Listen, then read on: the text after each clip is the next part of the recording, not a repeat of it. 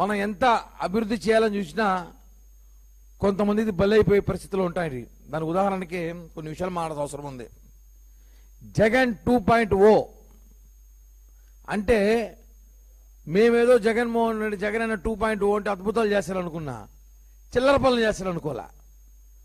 జగన్ 2.0 అంటే కులాల మధ్య చిచ్చు పెట్టడం, హిందూ మతం మీద దాడి చేయడం.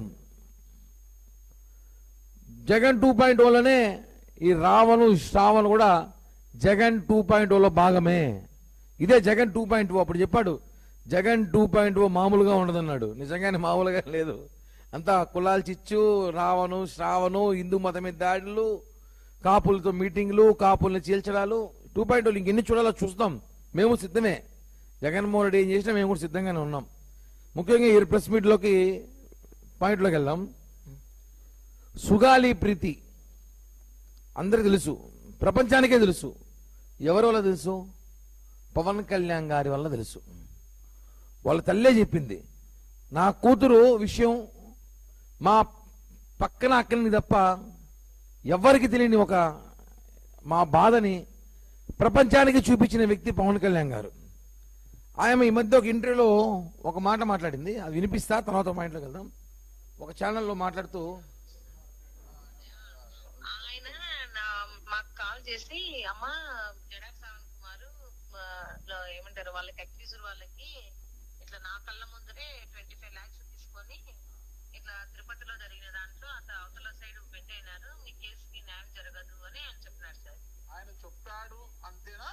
మీకేమైనా వాస్తవం ఉందా? లేదు, వాస్తవం. కేసు బెంచ్ మీదకి రాలేదు. అప్పుడు మాకు పవన్ కళ్యాణ్ గారి వాళ్ళ ఆఫీస్ నుంచి చల్లా అజయ్ కుమార్ గారికి ఇప్పించారు. ఓకే, అంతే కదా. సుగాలి ప్రీతి తల్లి గారైన పార్వతి గారు మాట్లాడిన మాటలవి.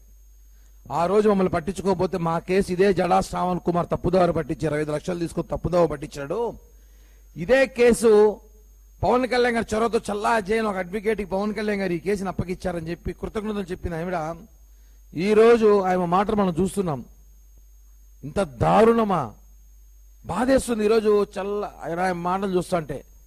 పార్వతమ్మ గారు ఒకటి అడుగుతా, ఆ రోజు నీ ఒక బిడ్డ కోసం, నీ కూతురు కోసం లక్షలాది మంది జన సైనికులు ఆ రోజు కర్నూలు రోడ్డుపైకి వచ్చారు.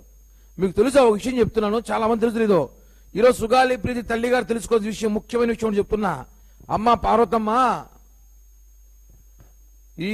ఆ రోజు మీ మీటింగ్ వచ్చినప్పుడు తిరిగి వెళ్ళేటప్పుడు 23 మందికి గాయాలైనాయి, 7 మందికి కాళ్ళు ఇరిగినాయి, 4 హాస్పిటల్ అడ్మిట్ అయిన సివియర్గా ఉండి. వాళ్ళందరూ కూడా ఒక తల్లి బిడ్డలే కదా. ఎందుకు వచ్చాం మేమందరము? నీ కూతురు కోసమే వచ్చాం. సుగాలి ప్రీతికి న్యాయం జరగాలని పవన్ కళ్యాణ్ గారి పిలుపు మేరకు మేమందరం కూడా ఆ రోజు లక్షలాది మంది జనం 2 తెలుగు రాష్ట్రాల నుంచి కర్నూలు బహిరంగ సభకి మా డీజిల్, మా పెట్రోలు, మా భోజనాలు, మా మంచి, మా చెడ్డ మేము చూసుకొని, మా అనుచరులు వేసుకొని మేము అక్కడ మీ కూతురు కోసం వస్తే ఈరోజు నువ్వు పవన్ కళ్యాణ్ గారి మీద కేసు పెడతావా? పెట్టాలి, నిజమే. ఎందుకంటే నీకు ఎకరాల పొలం తీయించినందుక, మీ ఆయన ఉద్యోగం తీయించినందుక, మీకు డబ్బులు ఇప్పించినందుక, కర్నూలు నడి రోడ్ సిటీలో మున్సిపల్ కార్పొరేషన్లో మీకు ఇల్లుకి స్థలం ఇప్పించినందుక పెట్టాలి కేసు. మంచిదే, ప్రజలు చూస్తున్నారు. అదే 2017-18 ఘటనలు జరిగినప్పుడు అప్పుడున్న ప్రభుత్వాల మీద చర్యలు పెట్టరు. జగన్మోహన్ రెడ్డి 5 ఏళ్ళు ముఖ్యమంత్రిగా ఉన్నప్పుడు ఆయన మీద కేసు పెట్టరు. నీ కోసం పోరాడి రోడ్డెక్కి మేము చేతులు కాళ్ళు ఇంచుకొని డీజిల్ పెట్రోల్ పోసుకొని లక్షలాది రూపాయలు ఖర్చు పెట్టుకొని హాస్పిటల్ పాలయ్యి 40-50 రోజులు మా జన సైనికులు హాస్పిటల్లో ఉండి బతుకుతారో లేదో కూడా తెలియని పరిస్థితిలో ఉంటే మా మీద మీరు కేసు పెడతారా? ఎంత దారుణమైన పరిస్థితి రాష్ట్రంలో చూడండి. నేను ఆయన ఒకటే మానంట, మీకు ప్రభుత్వం నుంచి ఏమేమి రావాలని మేము చేపించాం, కనీసం ఇంగిత జ్ఞానం కూడా మీకు ఉందో లేదో నాకు తెలియదు. మీరు ఈరోజు వచ్చి ఎవరి మాటలో విని పవన్ కళ్యాణ్ గారిని మాట్లాడడం కరెక్ట్ కాదు. మీరు ఎవరు చెప్పితే నేను చేయట్లేదు, నేనే వచ్చి మాట్లాడుతుంటే మాత్రం అడ్డంగా దొరికారు మీరు అందరూ కూడా. చూపిస్తా చూడండి.